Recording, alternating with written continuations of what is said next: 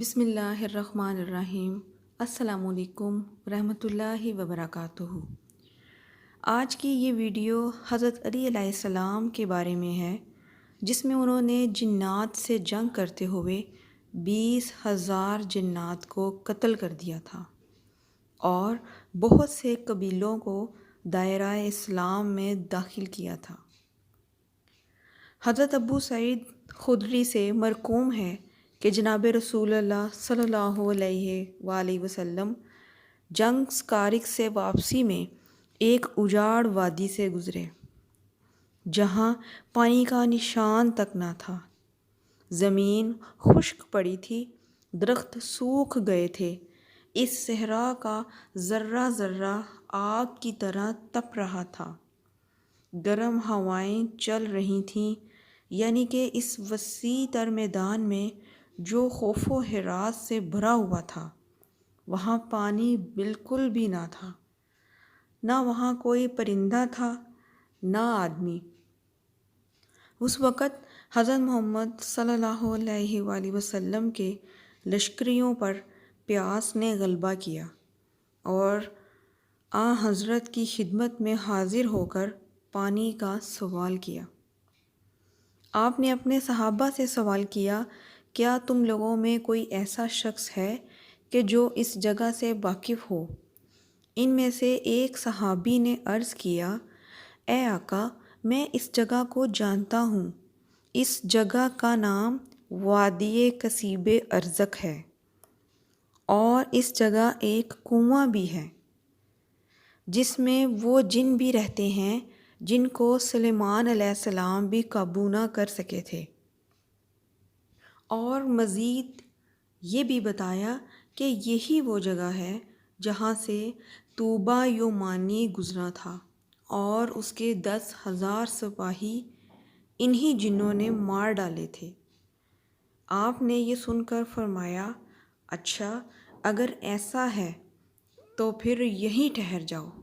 لہٰذا آپ کے حکم کے مطابق قافلہ وہیں ٹھہر گیا۔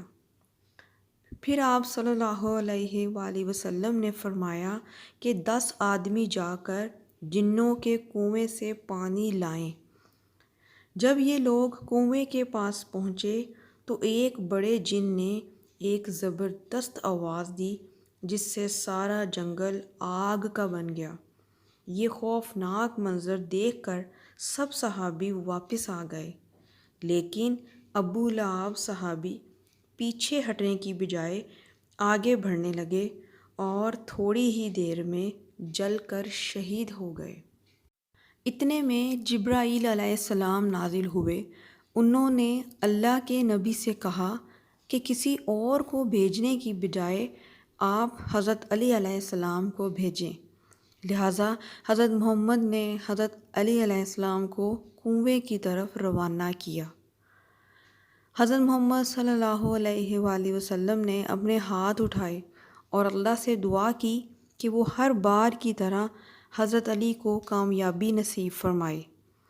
جب جناب محترم علی علیہ السلام وہاں پہنچے تو پھر وہی جن برآمد ہوا اور بڑے غصے سے کچھ پڑھنے لگا۔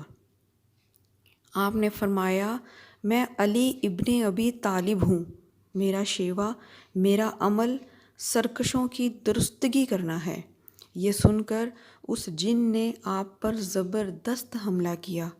آپ نے وار خالی دے کر اسے ذوالفقار سے 2 ٹکڑے کر ڈالا۔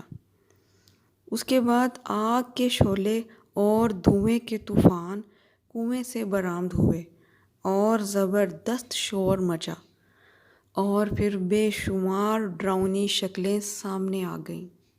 حضرت علی نے چند آیتیں پڑھی جس سے آگ بجھنے لگی اور دھواں بھی آہستہ آہستہ ہوا میں تبدیل ہونے لگا۔ پھر حضرت علی کنویں پر چڑھ گئے اور کنویں سے پانی حاصل کرنے کے لیے برتن ڈال دیا، لیکن جنات کی جانب سے وہ برتن کنویں سے باہر پھینک دیا گیا۔ آپ علیہ السلام نے پھر کچھ کلام پڑھے اور کہا کہ مقابلے کے لیے آ جاؤ۔ یہ سن کر ایک اور خوفناک عبریت برآمد ہوا تو آپ نے اسے بھی قتل کر دیا۔ پھر کنویں میں برتن ڈالا لیکن وہ باہر پھینک دیا گیا۔ عرض یہ کہ اس طرح 3 بار ہوا۔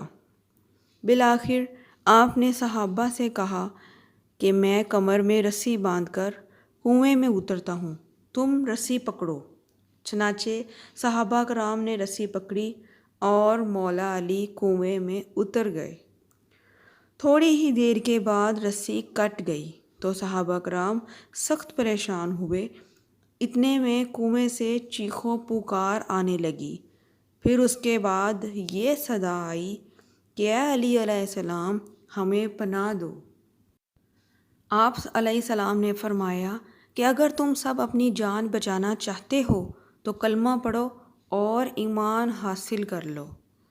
لہٰذا پھر ان سب جنوں کو کلمہ پڑھایا گیا، رسی ڈالی گئی اور حضرت علی علیہ السلام 20,000 جنوں کو قتل کر کے اور بہت سے قبیلوں کو مسلمان بنا کر کنویں سے باہر آئے۔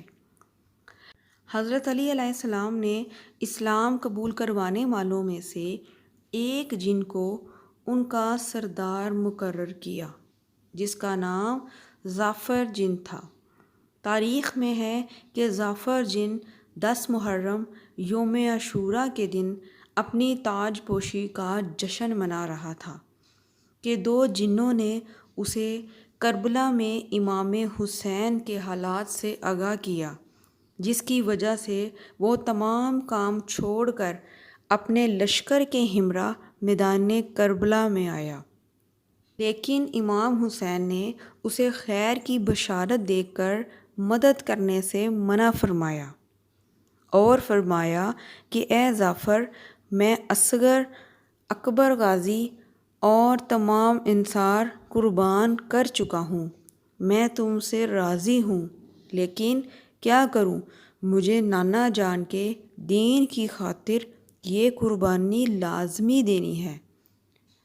ناظرین، دنیا بھر میں پھیلے ہوئے لاکھوں انسانوں کو ہر روز اس قسم کی مخلوقات سے متعلق معاملات اور حادثات سے پالا پڑتا ہے۔ کبھی کوئی گھر آسیب زدہ ہو جاتا ہے تو کبھی کسی انسان پر جن غالب آ جاتے ہیں، یا کبھی کسی آدم ذات پر پریوں کا سایہ پڑ جاتا ہے۔ بعض لوگ ان چیزوں کو نہیں مانتے ہیں، لیکن قرآن مجید میں واضح طور پر ان کا ذکر ملتا ہے۔ دوستو، اگر جنات کی پیدائش کی بات کی جائے تو اللہ تعالیٰ نے قدرت کاملہ سے ایک ایسی آگ کو پیدا کیا تھا جس میں نور بھی تھا اور ظلمت بھی۔ اس آگ کے نور سے فرشتے پیدا کیے گئے اور دھوئیں سے دیو اور آگ سے جنات کو تخلیق فرمایا۔ جنات کی 3 اہم خصوصیات ہیں۔ ان میں سے ایک یہ ہے کہ وہ نظر نہیں آتے، اور دوسری یہ کہ جس مخلوق کا بھی روپ دھار لیں ان کی زبان بھی اس کے جیسی ہی ہو جاتی ہے، اور تیسری یہ کہ جب کوئی انسان انہیں کوئی وعدہ یا قسم دے تو وہ اس کو پورا کرنے پر مجبور ہوتے ہیں۔ ویڈیو پسند آئے تو صدقہ جاریہ سمجھ کر شیئر ضرور کیا کریں، اور اس طرح کی نئی آنے والی ویڈیوز دیکھنے کے لیے میرے چینل کو سبسکرائب کر دیں۔ شکریہ۔